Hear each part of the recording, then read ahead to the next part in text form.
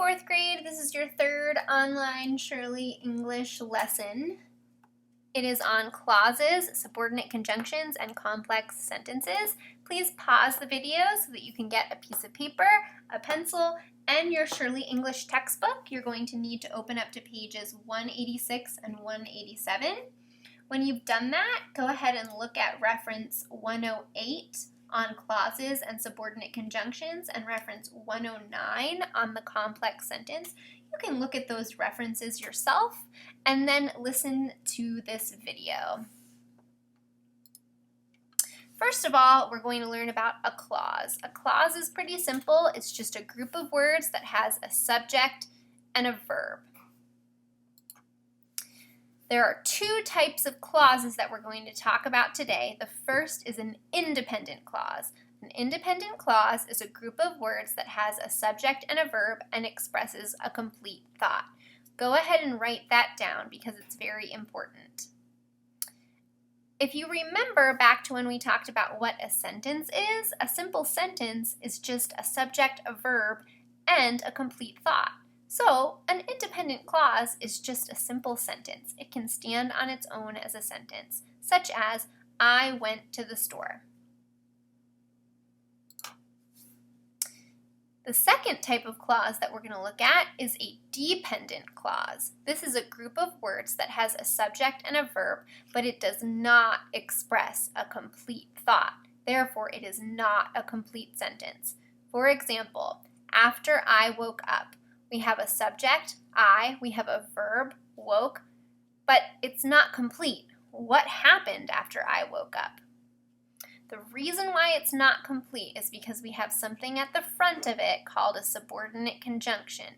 The word after makes the sentence sound incomplete. A dependent clause always starts with a subordinate conjunction. This is the word that makes that sentence sound incomplete. The word subordinate itself means to make less than or to make incomplete. So when you add one of these words to an independent clause, you automatically make it a dependent clause. Please make sure you know these subordinate conjunctions pretty well.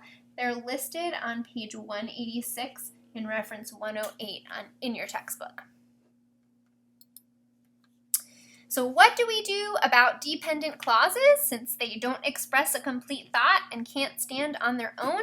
Well, it's like magic. We just combine it with an independent clause. So you take an independent clause and you add it to a dependent clause and you get something special called a complex sentence. So if we take the independent clause, I went to the store, and we add the dependent clause, after I woke up, we get a complete sentence known as a complex sentence. You can also start your sentence with a dependent clause, such as when I go to school. You just need to make sure you have a comma after it.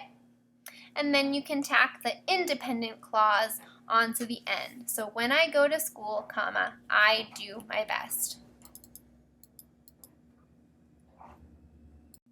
Now let's decide if these clauses are independent or dependent.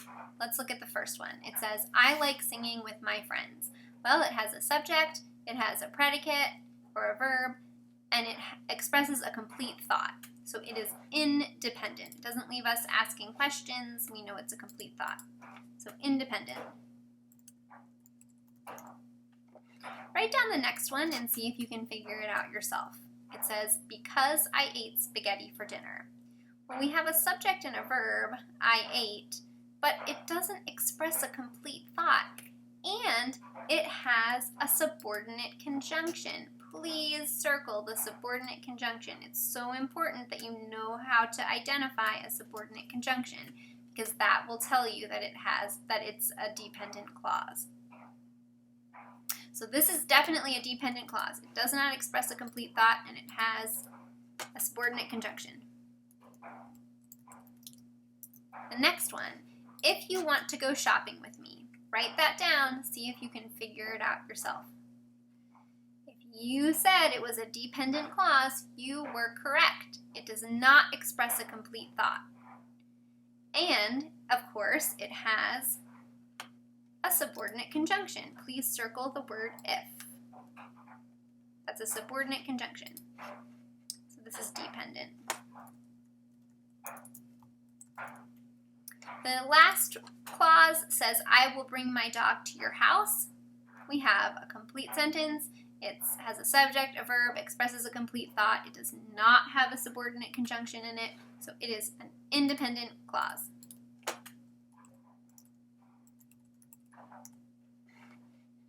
I'm going to look at some examples of sentences and try to figure out what type of sentence they are. There are 2 complex sentences in this exercise, so look out for those.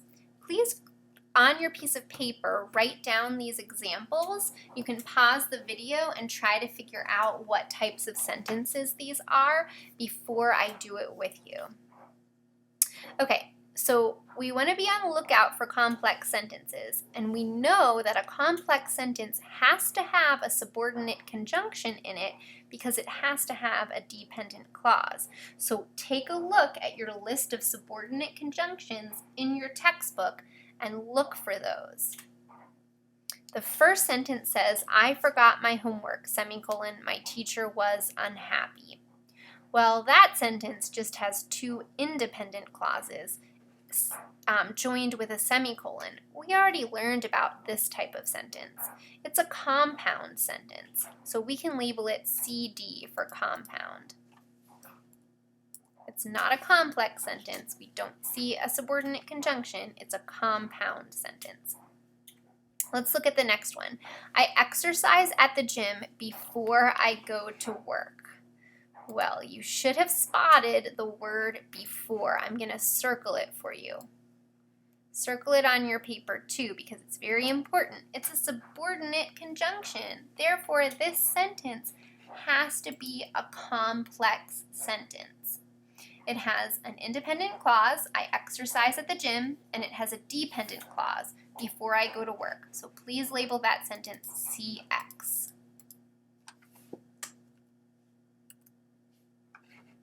The next sentence says, snowing gently on the roof. Well, this sentence doesn't even have a subject. It just has a verb. It's not a complete thought. So this sentence is just a fragment. We can label it F.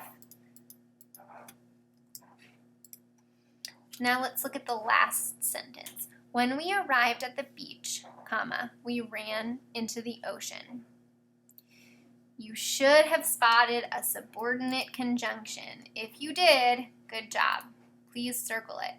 When is a subordinate conjunction. Therefore, the sentence has to be complex. We have a dependent clause at the beginning, when we arrived at the beach, followed by an independent clause, we ran into the ocean. So this sentence is complex. Label it CX.